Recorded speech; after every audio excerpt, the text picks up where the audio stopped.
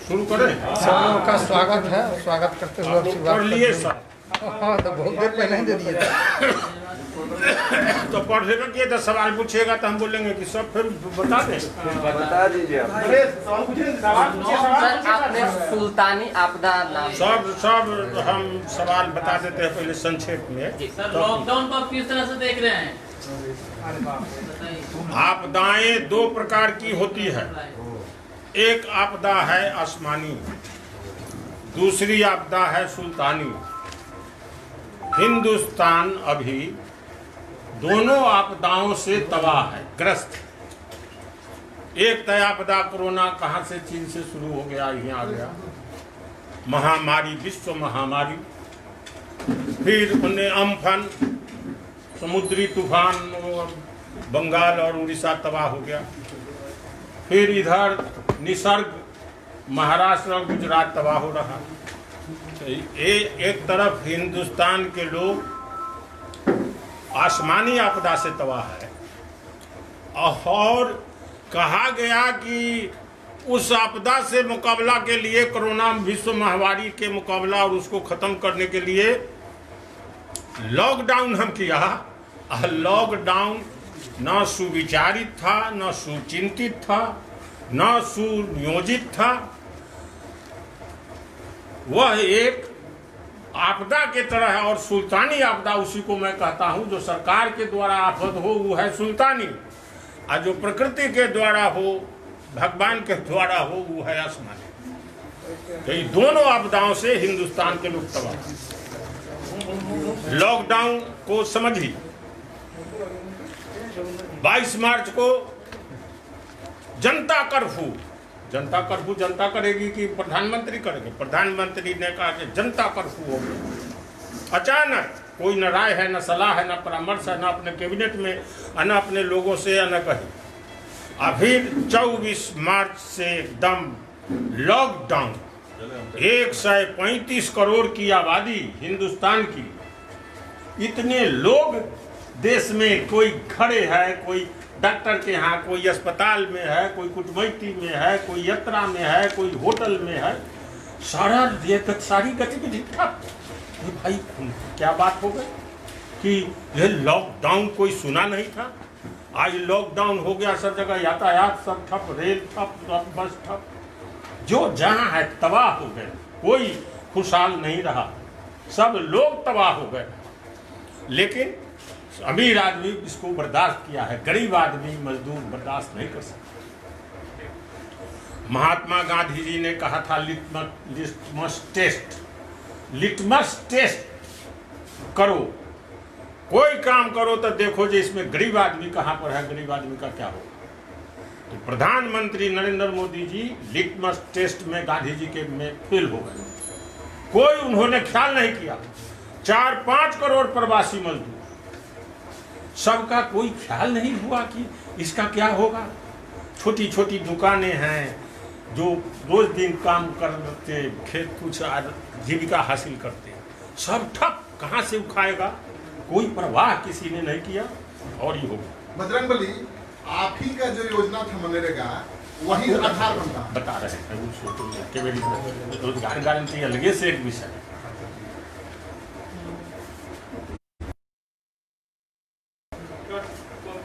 लेकिन महामारी से लड़ना है, इसलिए हिंदुस्तान के लोगों ने कष्ट सहन किया, झेला। नहीं तो विद्रोह होता है। कई देशों में इसका खिलाफ प्रदर्शन हुआ है, आंदोलन हुआ।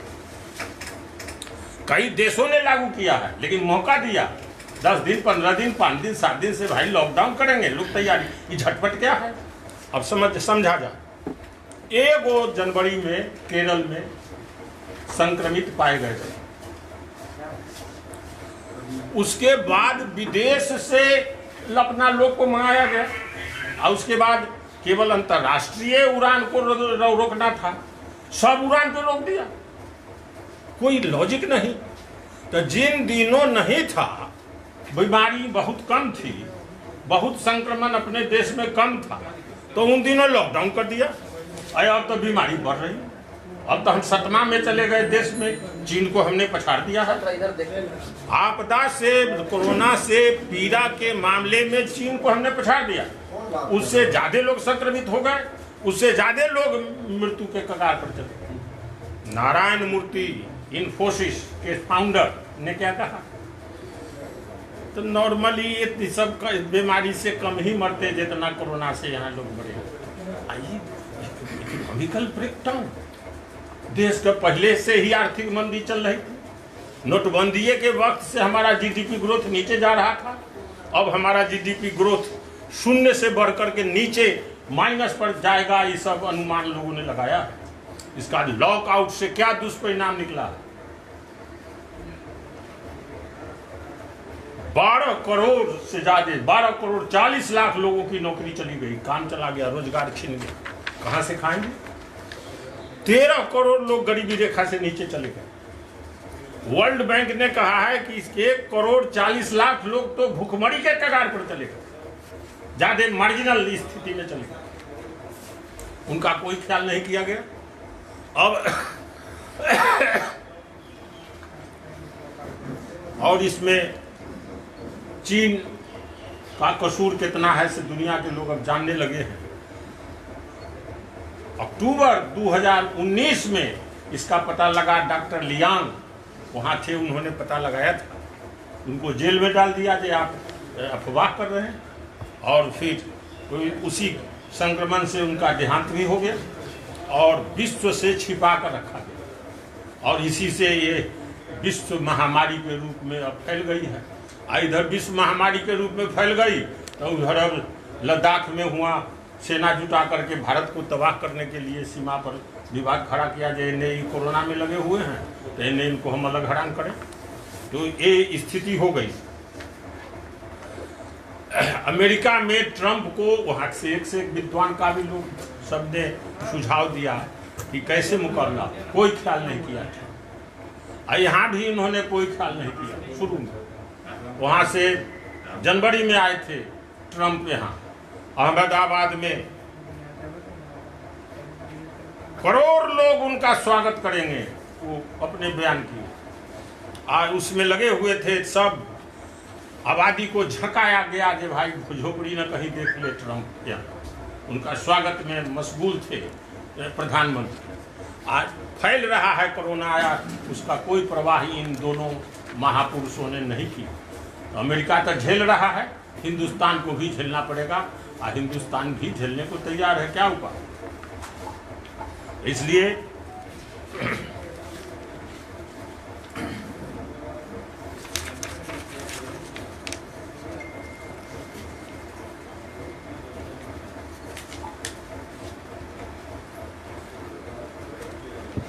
कहा जे हम 20 लाख करोड़ का पैकेज दिया, वो जुमला पैकेज है। 20 लाख करोड़ में 1.25 लाख करोड़ छोड़ करके बाकी बजटीय उपबंध है, ऋण है और फाइनेंशियल मैनेजमेंट। और कहा गया से 20 लाख करोड़ सब हिसाब जोड़कर 20 लाख करोड़। इनका वित्त मंत्री धारावाहिक 5 दिनों तक सबका व्याख्यान करते रहे। मैंने जनता को बरगलाने का काम, ट्रिक और चालाकी से कोई देश नहीं चला करता। ये चालाकी से देश को बरगलाने का काम 20 लाख करोड़ दिया। इसलिए 20 लाख करोड़ से कोई इसका समाधान नहीं होने वाला है, भूखमरी होनी है। तो इसी के लिए एक खास बात पर लोगों को ध्यान देना पड़ेगा कि कहा कि जीडीपी का 10% हम दिया है पैकेज। जीडीपी का 1.5% पैकेज होगा, करीब असल हिसाब जोड़ा गया है तो 1,84,000 करोड़ ही पैकेज है। बाकी सब इसमें फाइनेंशियल मैनेजमेंट, ऋण और बजटीय उपबंध सबके जोड़ जाड़ करके लोगों को बरगलाया। फिर शुरू में हर एक चीज के यहाँ तो सांप्रदायिकता से लोग जोड़ते हैं। कहा गया कि तबलीगी वाला लोग फैला दिया महामारी के, देश भर में घृणा का भाव उत्पन्न हो गया। हम सवाल उठाते हैं कि 14-15 मार्च को तबलीगी मरकज की बैठक दिल्ली में थी, उसको इजाजत किसने दी? गृह मंत्रालय को उसमें बर्खास्त गृह मंत्री को क्यों नहीं होना चाहिए? उसी तारीख को 14-15 के बिहार राजगीर में राष्ट्रहित का सम्मेलन था। राजद का सम्मेलन उसी तारीख को स्थगित हुआ, लेकिन तबलीगी जमात को कैसे आपने इजाजत दे दी बैठक करने की? अब बैठक करने के बाद फिर उसमें के जो लोग निकले उसको जांच किए बिना छोड़ दिया। देश भर में प्रचारित किया गया से तबलीगी वाले लोग फैला दिए। एक कम्युनलाइज करना या महामारी को भी, देश को बरगलाना, देश को धोखा देना जनता का। गांव में मैं रहता हूँ, एक मुस्लिम तरकारी बेचने आता था, भरा उसको तरकारी बेचने से कोई खरीद नहीं था। इतना घृणा का भाव जनता में फैला दिया। देश मजबूत हो सकता कभी? इस तरह से घृणा का भाव पहले बिना कारण के, बिना मतलब के। बिहार शरीफ में भी तबलीगी की बैठक हुई है 14-15 की। किसने इजाजत दी? कौन इसका हुक्म देने वाला है, अलाउ करने वाला? क्यों नहीं आपने उसका वीजा कैंसिल किया? क्यों नहीं स्थगित किया? राष्ट्र हम फतुहा से लौट कर आए। 13 तारीख की शाम में हम टोल प्लाजा फतुहा पार कर गए थे। फोन आया कि स्थगित हो गया कोरोना के चलते। राजगीर सम्मेलन हम लौट करके आए। आज तबलीगी वाला के बैठक हो गई दिल्ली में नरेंद्र मोदी के करेजा पर। और फिर अजीत डोभाल वहां गए कि नहीं, परामर्श किए कि नहीं, और बैठने की इजाजत दी गई कि नहीं बैठक करने की? कह दिया गया कि तबलीगी वाले ने किया कि गृह मंत्रालय ने किया, फैलाया। 2 कसूर है। इसकी इजाजत तुम कैसे दे दिया? नंबर 1। नंबर 2, फिर बैठक के बाद उसको जांच किए बिना छोड़ कैसे दिया? सब फ्री कर दिया। वहां 2 आरोप है। हम गाइडलाइन पढ़ता, सरकार का कर्तव्य है कि अपनी जनता की सुरक्षा, उनको सहूलियत हम किसी कीमत पर करेंगे। सारा कानून उसके मुताबिक बनावे। कहा से केंद्र गाइडलाइन बनावे और दूसरा प्रदेश मंगा रहा है। त्राही वहां भूख हड़ताल अनशन है, त्राही है, लोग पैदल चल दिया। कहा गया प्रवासियों के चलते फैल रहा है। फिर प्रवासी को उधर तबलीगी जमात के आरोपित किया, प्रवासी के आरोपित कर रहा है। बाहर तुम छोड़ दिया रहने को, उनको संक्रमित होने दिया। अब बाद में अब उसको वापिस आवेगा तो संक्रमण आएगा ही, और उसको फिर बदनाम करने का काम गरीब आदमी बेचारा, उसकी पीड़ा वर्णन नहीं की जा सकती। 4-5 करोड़ प्रवासी मजदूर अपना बाल बच्चा के लिए, पेट के लिए अपना घर छोड़ करके बाहर में मेहनत, पसीना बहाने का काम, मजदूरी का काम करते हैं। जब निराश्रित हो गए, जब कुछ दिनों तक उन्होंने वेट भी किया है, लेकिन जब भूखमरी की स्थिति हो गई, ठेकेदार काम बंद कर दिया, मजदूरी बंद हो गई, कारखाना बंद हो गया, घर भाड़ा मुश्किल हो गया, उधार मिलना बंद हो गया। अब बाल बच्चा सहित जो वहाँ पर है मरने को जब तैयार हुआ, तो भाई कोई उपाय नहीं था। यहाँ भूखमरी से अच्छा चलो कोरोना से मर जाओ से अच्छा पैदल चल दिया। लाखों करोड़ों लोग पैदल चले हैं, उसमें दूसरे तक पिचा कर मर गया, रेल लाइन से कट गया, हाईवा से पिचा गया। सब देश भर में सब हिसाब लगभग रेल ट्रेन में 80 से ज़्यादा लोग, RPF की रिपोर्ट है उसका है 200 और इधर 80, और रास्ते में भूखे प्यास से, कोई टेम्पू से, कोई रिक्शा से, कोई भगवानपुर का बंगलोर से ठेले पर अपना परिवार के लाद कर ले आया और चला आया। ठेले से, ठेला चलाता था उसी।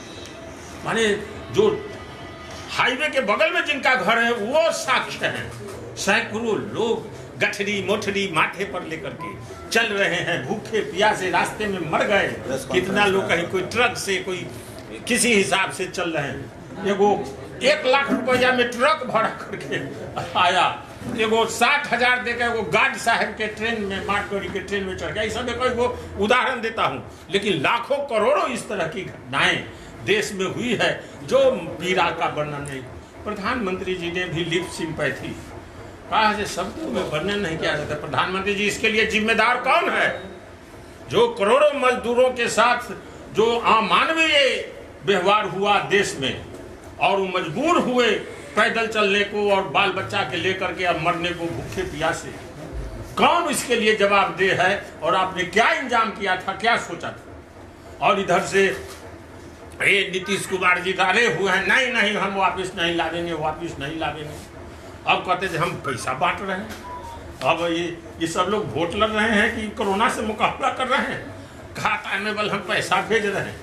अब कहते थे इतना लोग के हम कार्ड दिया, 15 वर्षों में आप कितने लाख लोगों को कार्ड नहीं बनने दिया, नहीं बनाया, अनाज नहीं मिला, कितने वर्षों से नहीं मिला। इसका हिसाब सब जनता खोजेगी। फिर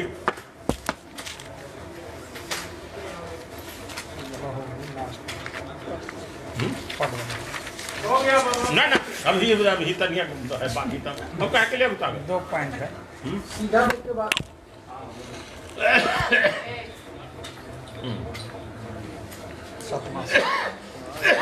बिहार राज्य के करीब 30 लाख प्रवासी लौटने को क्वारंटाइन, अब क्वारंटाइन सेंटर में जगह नहीं है तो अब कहता है से होम क्वारंटाइन में जाइए, घरे जाइए।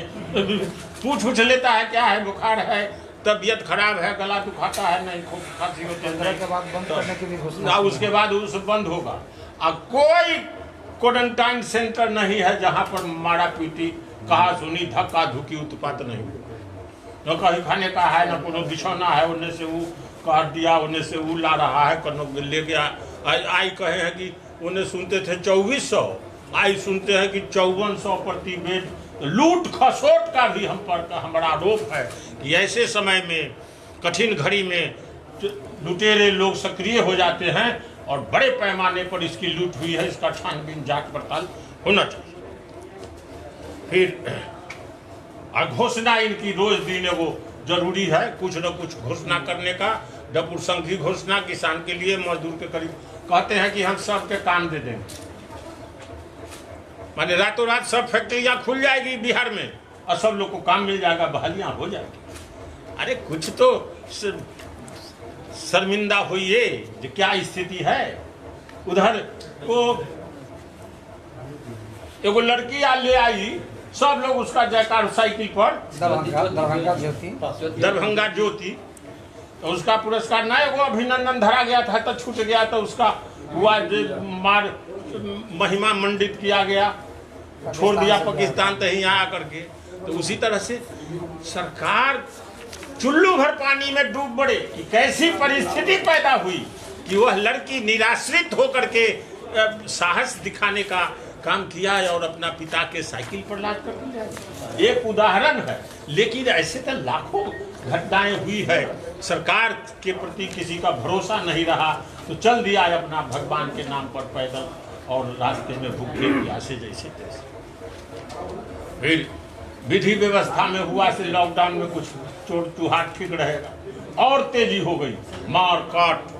वहाँ गोपालगंज में 13 हत्या, 3 गो के हत्या हुई। इनका अभियुक्त हैं इनके विधायक श्री नीतीश कुमार जी दावा करते ना मैं किसी को फंसाता हूँ न किसी को बचाता हूँ। मेरा आरोप है कि रोज दिन लोग को बचाते हैं अपने लोग को और खिलाफ के लोग को फंसाते हैं। उसमें उदाहरण नंबर 1 गोपालगंज अपना विधायक के बचाने का काम ही कर रहे हैं और विरोधी के फंसाने का काम कर रहे हैं। उस दिन प्रतिपक्ष के नेताओं ने कहा हम गोपालगंज जाएंगे, जाने नहीं दिया, रोक दिया, कहा कि स्पीकर हम चल जाएंगे, वहां जाने दिया। तो मामला कौन बात के चला भाई इन पर? जब आप जाने नहीं दिया तो कौन लॉकडाउन के उल्लंघन हुआ? स्पीकर के यहाँ जाने दिया तो कौन लॉकडाउन का उल्लंघन हुआ? कौन मामला इस पर कैसे चला दिया? आज अपना उस पर कहते हैं जो जांच हो रही है, जिसका नेम्ड एक्यूज्ड, फाइल FIR में नाम, वो मुख्य अभियुक्त, और गिरफ्तारी नहीं कहे जो जांच हो रही है। 18 व्यवसायी का हुआ है लॉकडाउन अवधि में। लॉकडाउन अवधि में 18 व्यवसायी की हत्या हो, अब कोई उसको न देखने वाला, न पूछने वाला, न बचाने वाला है। और सभी का मेरा आरोप है कि सभी अपराध सत्ता से संरक्षित है। बिना सत्ता के संरक्षण के कोई अपराध नहीं हो सकता। बिना सत्ता के संरक्षण के अपराधी इतने मनबोधू नहीं हो सकते। तो इसलिए फिर नहीं, अश्लीलता अब है। अच्छा, अनेक गतिविधियों की छूट मिली है, अनलॉक्ड हुआ है। राजनीतिक गतिविधि की छूट नहीं हुई है। बीजेपी वाला अपना डिजिटल अथी रैली या वर्चुअल रैली कर रहे हैं। आज सब अपन ताना बनाया, नीतीश कुमार जी भी अपन बतिया रहे हैं फोन से, VC कर रहे हैं मुखिया लोगों से या जनप्रतिनिधि लोगों से। लोगों में है कि राजनीतिक गतिविधि नहीं, ये खतरनाक चाल है, लोकतंत्र पर खतरा। मैं देख रहा हूं कि सत्तारूढ़ दल कहे कि अपन चुनाव के लिए सारी तैयारी या सारा धंधा कर रहा है, आम ने लोग के लिए कहा कि राजनीतिक गतिविधि पर रोक। ये बड़ा भारी अहम विषय ये है कि राजनीतिक गतिविधि, सब गतिविधि चालू तो राजनीतिक गतिविधि क्यों रोक होगा? धार्मिक चालू हो गया तो राजनीतिक क्यों रुका? कोरोना में पीएमओ और सीएमओ ही एक्ट कर रहा है ये केवल तो इसलिए ये चाहते हैं कि कोरोना, इसीलिए कोरोना के नाम बहाने ये अपना चला रहे हैं। जनता को मदारी समझ लिया, थाली पीटवा, सब पीट रहा। फिर बत्ती जलाओ, मोमबत्ती जला। तो इसलिए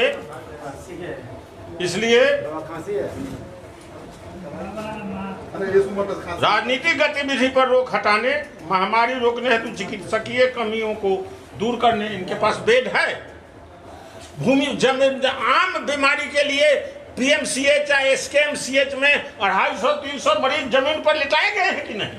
इनके पास बिस्तर नहीं है, इनके पास डॉक्टर नहीं है, स्वास्थ्यकर्मी नहीं है, जांच का किट नहीं है, इनके पास PPE नहीं जो प्रोटेक्शन, सेल्फ प्रोटेक्शन के लिए संयंत्र और इंतजाम चाहिए डॉक्टर के, न तो डॉक्टरों कोरोना से ग्रसित हो रहा है और संक्रमित हो रहा है। 70 दिनों क्या इलाज? मुख्यमंत्री सर अभी तक घर से बाहर नहीं निकले। ये अपन निकले चाहे अपने आप घरे में रहे, आप घरे में रहना पड़ेगा। राजनीतिक गतिविधि, भूख मुआवजा कमियों को दूर करने, मृत प्रवासी मजदूरों को परिजनों को मुआवजा, उसको पता लगा करके गरीब मजदूरों को भूखमरी से बचाने हेतु उन्हें रोजगार, आर्थिक मंदी दूर करने के लिए 10 लाख करोड़ का असली पैकेज, जुमला वाला नहीं। और रोजगार गारंटी कानून को खेती से जोड़,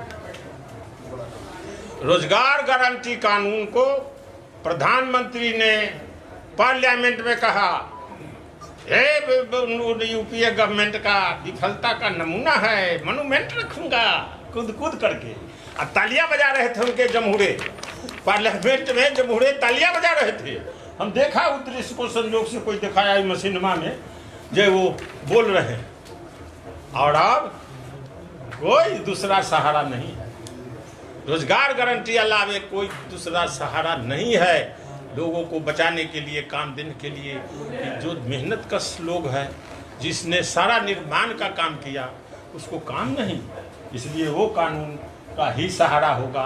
लेकिन वो नाम मात्र का, उसका कई रोज का काम मिलेगा। लेकिन रमत बाबू, बिहार सरकार कह रही है कि 30 लाख लोगों को रोजगार गारंटी योजना के तहत हमने रोजगार दे दिया और 50 लाख लोगों को दे सकते हैं। और मुँह जबानिए कहना है तो अपना दे दे, लेकिन क्या काम हो रहा है से हम लोग नहीं, सरजमीन पर नहीं देख रहे हैं। जहाँ तहाँ देखा मशीन से काम हो रहा है, मजदूर की हाजिरी बन रही है। लूट है, हेरा फेरी है, कहीं काम नहीं मिल रहा है। लोग मनरेगा तो आपकी भी कंसेप्ट था, आपका योजना था, उसी के सहारे अब सरकार आगे बढ़ने को। अच्छा, दूसरा कौन उपाय है इनके पास? हमारा फूड सिक्योरिटी कानून, हमारा राइट टू इंफॉर्मेशन कानून, हमारा रोजगार गारंटी कानून, दुनिया में इसका अहमियत है। दुनिया के लोगों ने माना है कि दुनिया के देशों में इस तरह का कानून नहीं बना जो है यहाँ पर। लेकिन यहाँ तब ही गाल बजाने का चल रहा है, अपना सब लोग अपनी घोषणा, अपना धुआं का पर्वत खड़ा कर रहे हैं, लेकिन असली समस्या से कोई समाधान नहीं निकल रहा है। इसीलिए हमने एक सुझाव दिया है उसमें यही कि रोजगार गारंटी कानून को खेती से जोड़ दिया जाए, किसानों से जोड़ दिया जाए। ये ना खड्डा के छील छाल में जो खर्चा दुरुपयोग होता है, उसके बदले किसानों के खेत में रोजगार गारंटी का मजदूर काम करे, रोजगार गारंटी से उसको मजदूरी मिले, तो चोरियां भी रुक जाएगी और किसान को बहुत सहूलियत हो जाएगी। इसलिए सरकार इस पर विचार करे। हिंदुस्तान टाइम्स का एडिटोरियल में भी बड़ा बढ़िया लिखा है कि खेती से इसको जोड़ दिया जाए, किसानी से जोड़ दिया जाए।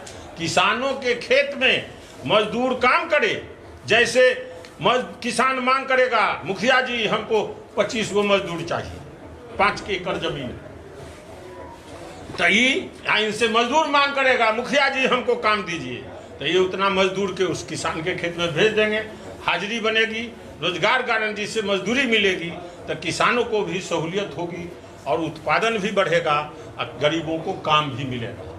एक को खड्डा NREP से खोदाया, RLGP से खोदाया, खोदाते कितना छिलाएगा वो खदा, JCB से खोदा रहा है।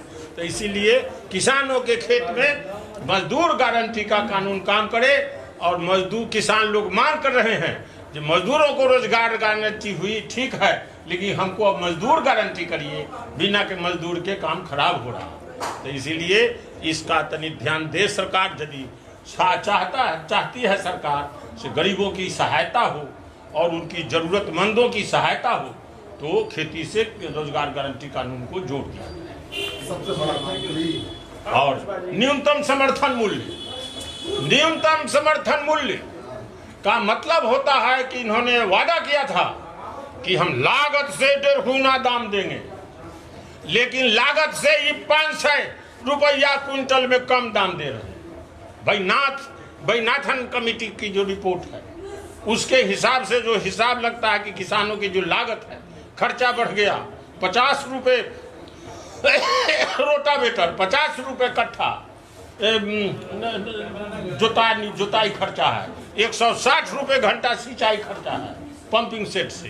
तो इसलिए किसानों का लागत बढ़ रहा है, इसलिए उनको न्यूनतम समर्थन मूल्य तय ठीक हो और उनको मिले। केवल ऐलान नहीं होना तो बिचौलिए के हाथे किसान गेहूं, चावल, धान बेचने को मजबूर होते हैं कम दाम में और किसान का गला कटता है और किसानों की माली हालत ठीक है। सर चुनाव समय पे हो, चुनाव समय पर होना चाहिए। लोकतंत्र माने वोट का राज, वोट वगैरह समय पर होना चाहिए, कोई नहीं। लेकिन इस सरकार में सब कुछ है। मध्य प्रदेश में, वहाँ महाराष्ट्र में 6 महीना पूरने जा रहा था तो हालिसिना MLC के चुनाव हो गया, आज यहाँ पर MLC के चुनाव रोक दिया।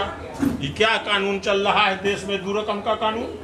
यहाँ नीरज कुमार हैं शायद मंत्री, इन लोग को छोड़ दिया गया है अधर में। अब वहाँ मुख्यमंत्री थे तब करा लिए वोट, वहाँ हो गया। यहाँ के मंत्री लोग को छोड़ दिया। कौन कौन मंत्री है, क्या को मंत्री हैं जिनका 6 महीना के लटकने वाला है, हम ना जाने। फिर उनको नीतीश कुमार के हटाने का मन है कि ये इसी बहाने हटा दिया जाए, जान छोड़ाया जाए कि ना उनको। नीरज कुमार की चिंता है आपको?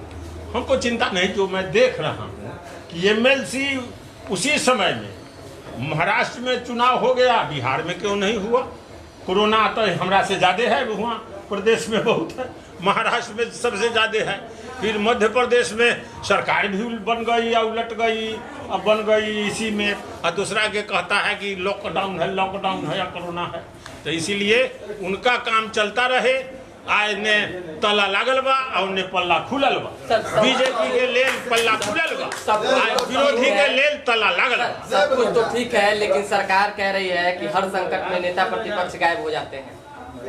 नेता पक्ष तो वो करेजा पर उस दिन मुस्तैद है, गोपालगंज जाने नहीं दिया, रोक दिया। अब कितना रघुवंश बाबू, क्या तेजस्वी जी जिस भूमिका में थे जब वो गोपालगंज जा रहे थे, जिस तरीके से लॉकडाउन का उल्लंघन हुआ, जिस तरीके से सोशल डिस्टेंसिंग की धज्जियां उड़ाई। कौन कहता है लॉकडाउन का उल्लंघन हुआ? उनको तो जाने ही नहीं दिया, रोक दिया, यहाँ या केस कर दिया उल्टे, कहा जे स्पीकर के यहाँ चल जाए। उल्लंघन के बाद कैसे हुआ? उल्लंघन करने के बाद कैसे हुआ बाबा? उल्लंघन कहाँ हुआ? जाने देता तब ना उल्लंघन होता, जाने ही नहीं दिया। हम चले कहूँ घर से निकले, हमको जाने ही नहीं दिया, कहता कानून का उल्लंघन। रघुवंश बाबू, आप क्या मानते हैं, वो सही तरीका था? इस तरह से भीड़ लगी थी, वो क्या सही तरीका था इस कोरोना संक्रमण के बीच में? कौन चीज का? जिस तरीके से भीड़ लगी थी राबड़ी आवास के बाहर में। भीड़ तो लगाने का काम है सरकार का। वो पैसा भेज दिया 500-500, कह दिया जो नहीं लेगा से वापिस जना नहीं सके, बैंक में ऐसे हो गया। कहाँ सोशल डिस्टेंस हो गया? सब खत्म। सरकार के चलते सारा हेरा फेरी, सारी गड़बड़ियां सरकार के चलते हैं। लॉकडाउन का कुछ है? अरे लॉकडाउन नहीं, सब वोट डाउन है। आपके नेता की कोई गलती उसमें नहीं है, भीड़ जो लगी थी उसमें कोई गलती नहीं है, आप मानते हैं? कौन चीज का भीड़? हम अब हम सड़क पर जाएं, अब लोग जुट जाएगा तो हम क्या करेंगे उसमें? सब लोग के मार